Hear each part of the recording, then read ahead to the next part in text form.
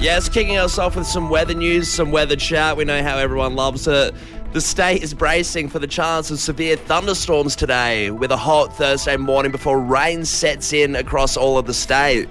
So a lot of rain expected. Enjoy the heat while you can, but it could be one of those muggy days. Yeah, okay. In other news, in shopping news, hidden fees and deceptive online pricing. So a lot of the hidden stuff, especially when you look at things like concert tickets or events and you get those little fees that you kind of have to look in the terms and conditions, are being cracked down upon now by the Albanese government. They're looking at all of those in an investigation because it's just wild at the moment. A bunch of concert tickets were recently sold that were $40 more than what they were asked for initially. Oh, right, really? Yeah. So what, is a hidden charge? You would say the price and then when you got charged... So a hidden charge of $40 extra than what you'd initially think it is. So, I'd be so salty. Yeah, well, everyone was pissed off and now it's gone to the government. So hurrah, we can have a look at that stuff. Hopefully we don't get any more hidden fees. Hurrah. Hurrah. That's exactly what the Albanese government said. Hurrah! When they were all in the office, I know they were pumping their fists.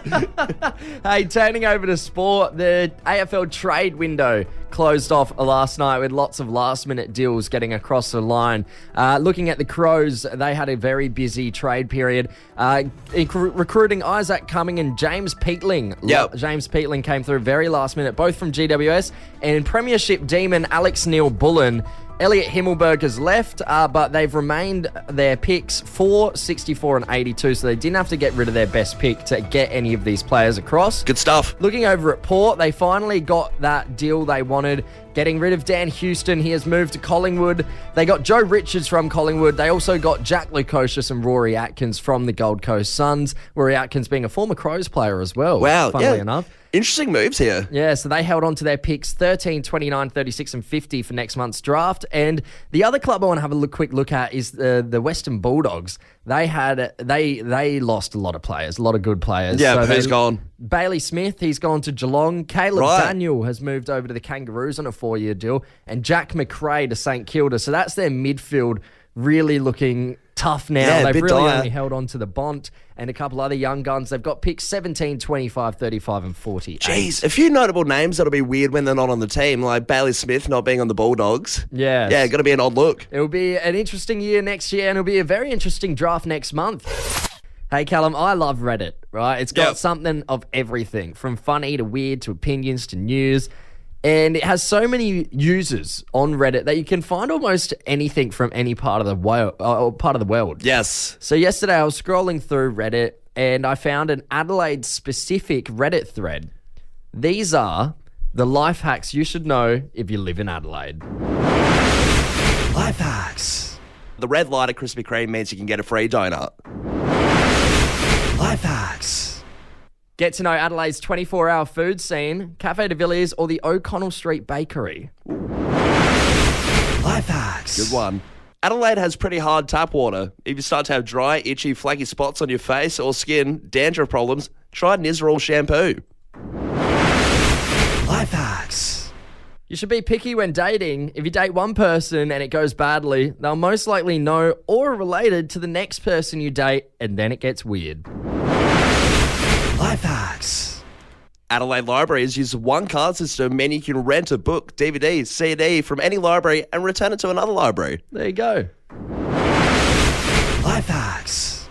$8 Guinness and Kilkenny pints at Finn McCool's.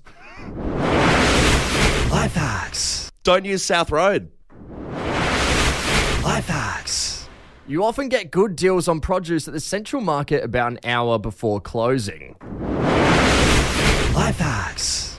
There you go, Adelaide. Some of the life hacks, if you live in Adelaide, are some are just the ones on the Reddit thread. If you've got any good life hacks for living in Adelaide, text them through to us, 0428 927 927. I say, I love that they're a little bit obscure, and then you get the one, use the shampoo. Use a specific shampoo if you get dry skin. What the hell? I might actually look into that. As Australians, we all love a Stephen Bradbury moment. Oh, absolutely. Absolute legend of Australia. Ingrained into pop culture for eternity. Well, it's such a weird thing. Imagine winning a gold medal one, but then also having your name, first and last name, become a verb that people use for, almost 25 years, past has happened. Yeah, so if you don't know the Stephen Bradbury story, Basically, what he did was he was speed skating. Yes. He was kind of at the back of the pack. I think he was dead last, actually. And everyone in front of him had a big crash, and he just skated on past willy-nilly, won the gold medal. Yep, great stuff. Everyone replays it. Everyone talks about it. One of the best Olympic highlight moments, behind Ray Gunn, of course. But we experienced our very own Stephen Bradbury on the radio yesterday when we were playing. It's Wheelie Wineback Wednesday. What social media was invented in 2004? Facebook. Yeah! Tyson's got it! He's come back for the steal. Tyson, how do you feel, mate? What's going through your head right now? I'm very confused, actually. I called the wrong number, so yeah. So it turns out Tyson from Gawler had dialed the wrong number, had no idea he dialed into a radio station, got coerced by our producers to play It's Wheelie Wineback Wednesday, and then ends up winning It's Wheelie Wineback Wednesday. And the best bit, what makes it a Stephen Bradbury, is that he was against the odds, and he was against two other people who had called up intentionally to play the game, and he smashed them. He won the race. He got all the questions right. Yeah, before that, they said Instagram and Snapchat, and then it came back to Tyson for the win. He said Facebook, got it, had his Stephen Bradbury moment, which is why we want to go to the phones here. What was your Bradbury moment? I'm going to go to the text line first. Got this one here. Morning, boys. Pulled a Bradbury getting my job. Had no experience. Was up against two others with 5+ years experience in the field. But I got the job based on my interview. Good stuff. They literally fell down the stairs like Bradbury happened. Look like idiots. Great Bradbury moment. This one here. DJ for my mate's 21st. No, the DJ for my mate's 21st never rocked up. So I hopped behind the decks. No experience. Got told I killed it from Sam. See, it's one of those whenever someone says, I got told I killed it, did you kill it in a good way or did you kill the party and everyone left? Are you missing out on something? Sure, Sam absolutely crushed it. Hey, got another text here. G'day, my Bradbury moment was in football. Had a shot on goal to win the game after the siren in a final. I'm not a great kick. I was 60 metres out and got a 50-metre penalty to take an easy shot and win us the game. Great stuff. That's a proper Bradbury moment right there in sports and everything. 100%. This one is a little bit away from the sports section, but my mate entered me in a modelling competition. I don't get around that stuff. Ended up winning, though. Got told it was a topless shoot, so I politely declined from Daniel. Good on you, Daniel. You know what? It's not the worst thing to win, to find out you're good looking on accident. Absolutely not. Hey, let's head over to Bowden. We got Max on the line. G'day, Max. What was your Bradbury moment? Yeah, so I was failing one of my subjects at uni, and I was in a group assignment. And luckily, the people in my group assignment managed to pull me up, and I managed to pass the subject. Hey, great Bradbury moment. Great university Bradbury moment. Yeah, except usually the Bradbury is relying on others to fail for you to succeed. You're relying on them to succeed for you to succeed. A bit of a twist there, but we'll take it. Hey, the US presidential election is right around the corner now. It's happening on the 5th of November. So the two candidates in Donald Trump and Kamala Harris are really ramping up what they can do to secure as many voters as possible in the last couple of weeks. Sure, and it gets pretty outlandish over in America. I mean, you think Australian politics is pretty funny. America obviously takes the cake, and they get pretty drastic with what they do. Yeah, so currently Trump is calling out Harris. Kamala Harris has come out to say in the summer of 83, she worked as a student at a Californian Macca's. Yep. Now, Trump has repeatedly casted doubts about her burger flipping duties, saying she's faking that she ever worked there. He reckons it's all a bunch of bull honky. Just a ruse. That she never worked at Macca's and she's making it up. And I think that Trump is genuinely upset at the fact that she might have and most likely did work at Macca's because it's a weird thing to lie about. Yeah. I guess he's probably coming upset from the point of, it is that working class America. It really shows that you have integrity if you're working for a Macca's. Yeah, there's that. There's also the fact that between January 2023 and September 20th of 2024, his campaign has spent $31,000 at McDonald's. Right. That's 46,500 Australian dollars. Just on Macca's. Yeah, decent chunk. Yeah. That's it. That's in just over a year. So I think he is genuinely quite upset that she might have the Macca's voters on her side over him. Ronald McDonald's vote counts for 2.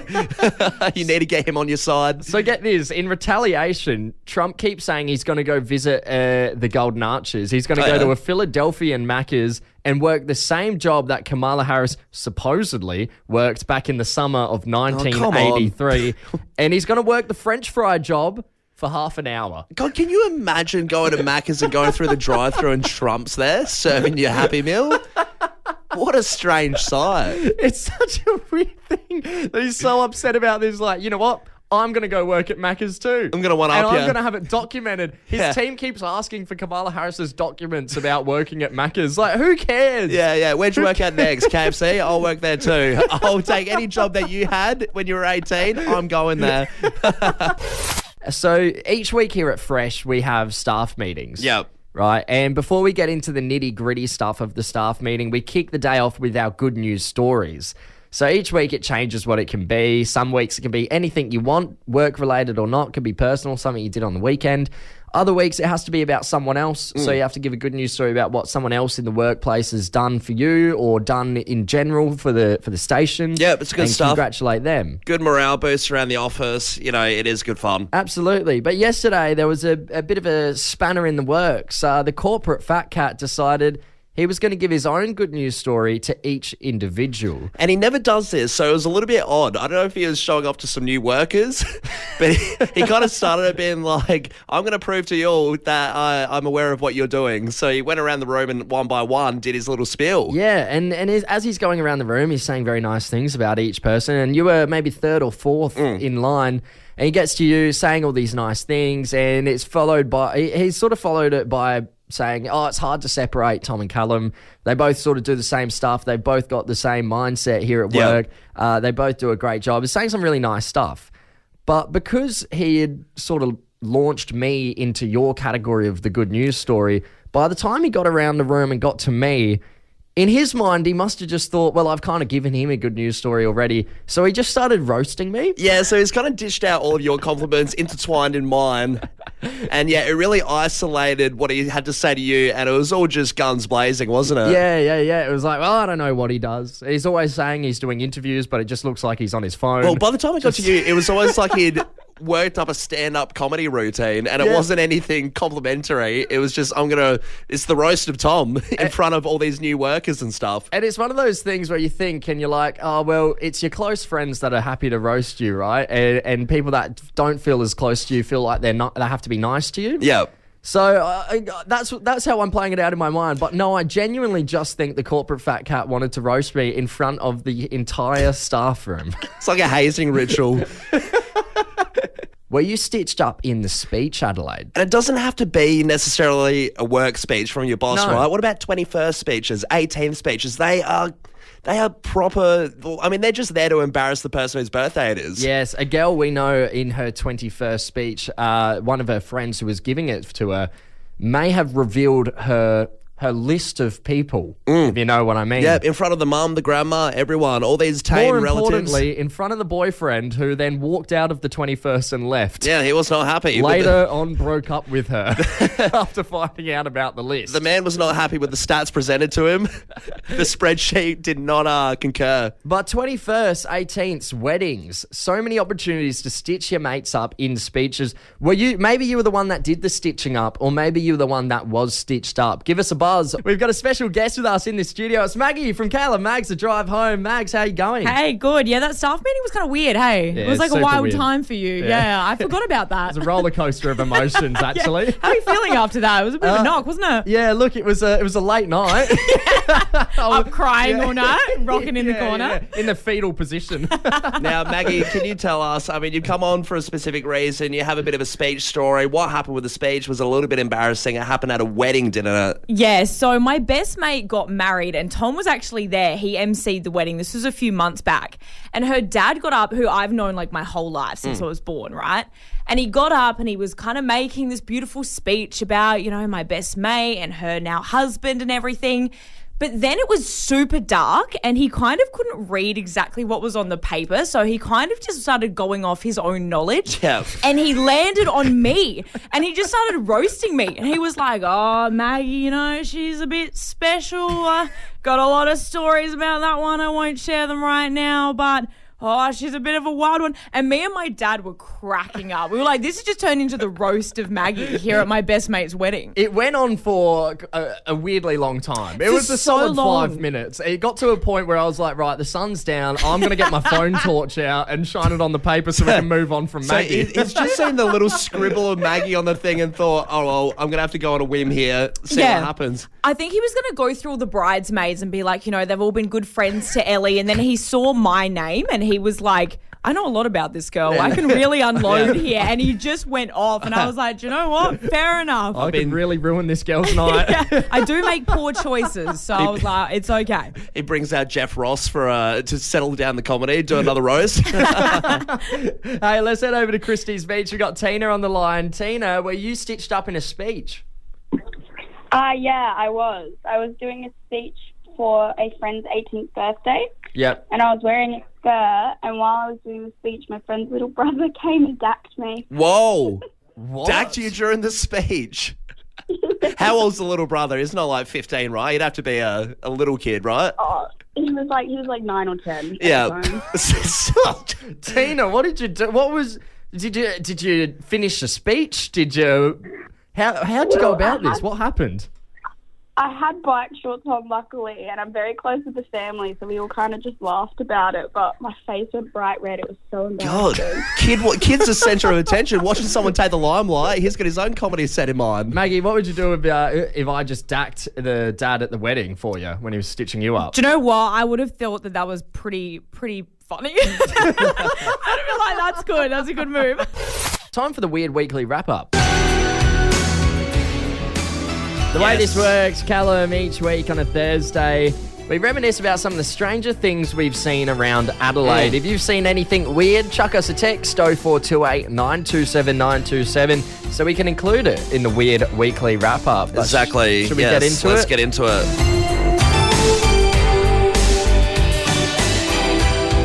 Went to the gym the other day, and as I was about to leave, where I go to the gym, they have an Say gym one more time. It's like Beetlejuice, gym. All of a sudden I'm there just bench pressing. But I'm trying to leave. No, you're not. Hanging by the water cooler, chatting. I'm trying to leave the gym, right? And it's an elevator to leave. Yeah. To go top to bottom. And as I'm about to leave, the elevator door is open, and I'm doing one of those that I'm walking towards the door and it's about to shut on me. Okay. But there's someone in the elevator, there's a group of them, but there's one guy in there who sticks his leg out To hold the door. To hold the door open. He sticks That's his leg nice. out. The arm, I usually do the arm if I'm going to do that, but he stuck his leg there. Maybe he just worked out arms. They were tired. Maybe, yeah, couldn't move them. And then I hop into the elevator, but he doesn't move his leg. Oh. So he just kept the leg there, holding, I guess, the door open. The door's obviously opened, but he just held it there for another 10 seconds, but there was no one else coming. So everyone in the elevator was kind of looking at each other thinking, well, what is he doing this for? He was just doing a dynamic cool down, you know? Yeah. Maybe he did work legs and he was just still stretching them out. Any chance he can get.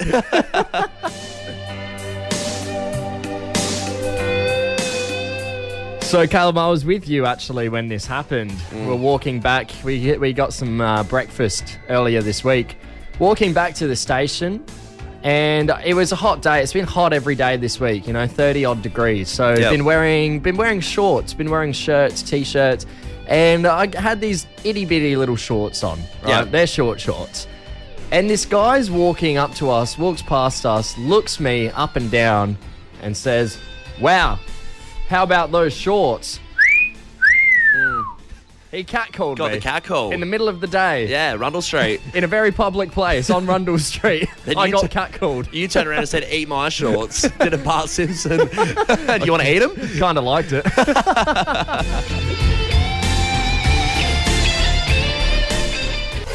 When someone pranks their car, they like to pretend it's not a big deal at all. Yeah, you like to underplay it a little Well, bit. yeah, you kind of have to because you know, if you underplay it, then in your mind you're like, it's okay, everything's okay. Yeah. The minute you start freaking out, everyone's going to freak out. The mechanic's going to freak out. Your parents are going to freak out. But you need to stay calm, cool, collected, like a cucumber. No matter what. And this is what my roommate was trying to do tomorrow. I was in the car with her and she was driving and she was telling me, she was like, I had a little bit of a scrape with the car. And that was quote unquote a little scrape. Okay. And I thought, how bad is it? You know, is it terrible? And she said, well, when you get out, you can have a look and have a suss of it. So I pull over, go into the shops, I go out, have a look at the side of the car. It looked as if she was going 150 k's an hour and Hugh Jackman's Wolverine had leaped onto the side of the car and etched his claws into it. Jesus. It was like... So it's not a little scrape. It was not a little scratch. She'd gone up against a pole and it's... You know when it goes all black because the paint's all chipped off and there's a huge dent and it had these lines through it and the door was bent up. So it was a huge understatement to say... How did you not notice this? A little scrape. Yeah, I was none the wiser. I hopped in like it was nothing. And I thought, how did I not even see that? It was huge. That's insane. We want to go to the text line in a moment. What did you crash into, Adelaide? Our boss, Sophie, she once drove into the side of a McDonald's. Going into the drive-thru. The side of a McDonald's. So you don't mean like the menu of the drive-thru bit or anything? like through a bush into the wall of the Macca's trying to get into the drive-thru. Who wants a burger that bad? I mean, we've all been there. Jump out the moving car. I'll have a Big Mac, a large meal. Ignore that. I'll fix it up later. Just get me the Big Mac. Bring it over to the car in the hedges over there. That's mine. Got this text coming in through here. Was driving through roadworks and cleaned up like 4 of those big pylons. Whoops. 4 too many. 4 too many. It's only I crashed into a ditch once. It was late and raining and I overturned the corner a bit. Flipped my car twice. Wow. Whoopsie daisy, they say.